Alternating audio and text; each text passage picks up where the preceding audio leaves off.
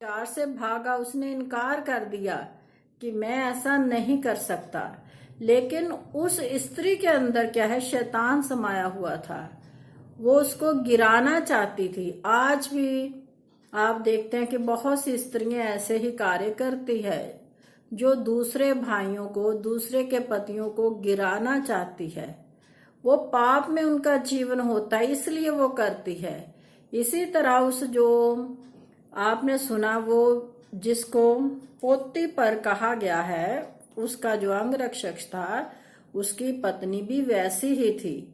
लेकिन आप आगे बाइबल को पढ़े, बहुत लंबी कहानी है ये, आप इस अध्ययन को पूरा पढ़िए। फिर जब वो वहां से छुड़ाया गया, तब परमेश्वर ने उसे आशीष क्या दी, जब से उसने उसको अपने घर का और अपनी सारी संपत्ति का अधिकारी बनाया। तब से यहोवा यूसुफ के कारण उस मिस्री के घर पर आशीष देने लगा। यहाँ पर आपने साफ सुन लिया, जब उस राजा ने अपने घर का उसे अधिकारी बना दिया, तो यूसुफ के कारण, क्योंकि वो धर्मी था, यूसुफ के कारण परमेश्वर उस घर को आशीष देने लगा। यूसुफ को तो आशीष मिली ही मिली, लेकिन जिसके घर में वो कार्य कर रहा था, परमेश्वर क्या है, यूसुफ के कारण उस घर को भी आशीष देने लगा। और क्या घर में, क्या मैदान में, उसका जो कुछ था सब पर यहोवा की आशीष होने लगी।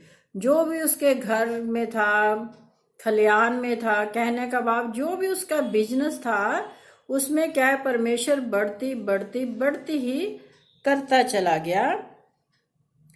इसलिए अब उसने अपने सब कुछ यूसुफ के हाथ में यहाँ तक छोड़ दिया कि अपने खाने की रोटी को छोड़ वह अपनी संपत्ति का हाल कुछ ना जानता था।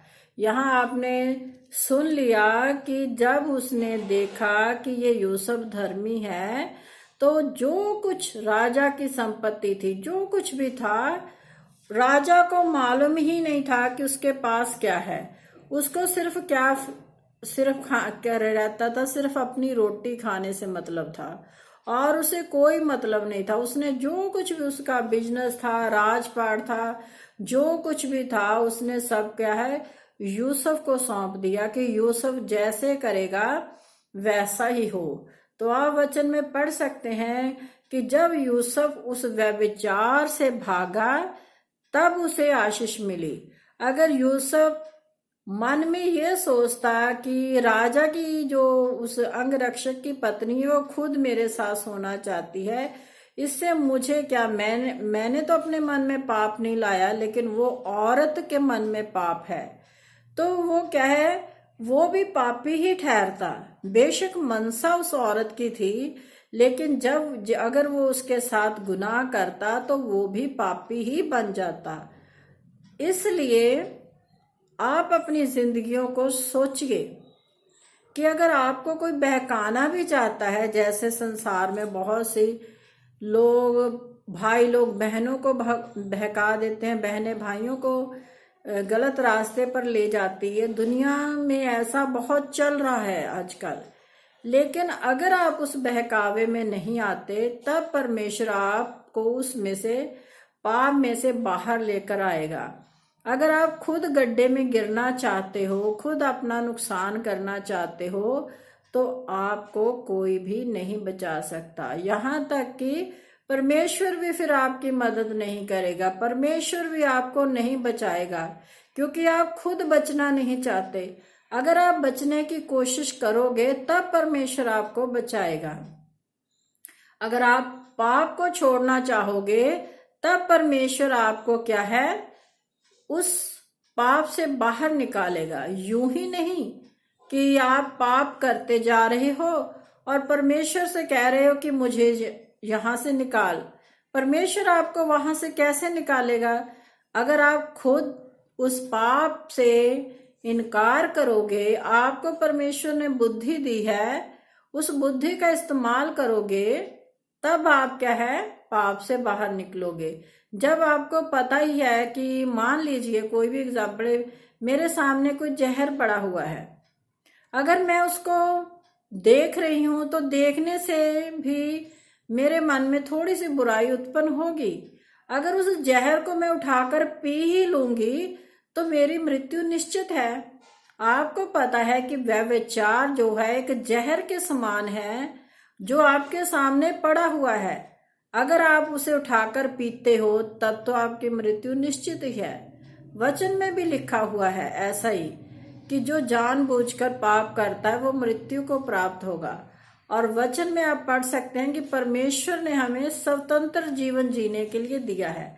परमेश्वर ने हमारे आगे दो ही रास्ते रखे हुए हैं, एक विनाश का और एक जीवन का।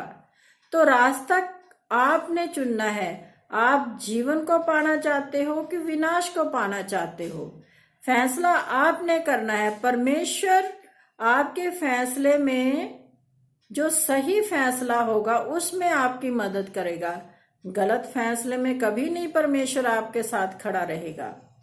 तो इसलिए आप जितने भी बहन भाई वीडियो को सुनते हैं या किसी को सुनाते हैं, अगर आपके किसी भी भाई बहन का जीवन व्यभिचार में पड़ा हुआ है तो उसे परमेश्वर का वचन सुनाइए, उसको उस व्यभिचार से बाहर निकालने के लिए रास्ता दिखाइए।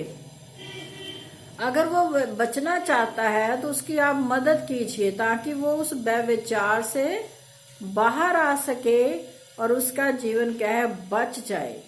तो सबको जय मसीह की।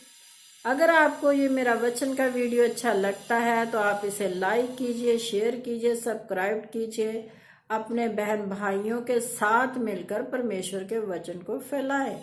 तो सबको जय मसीह की।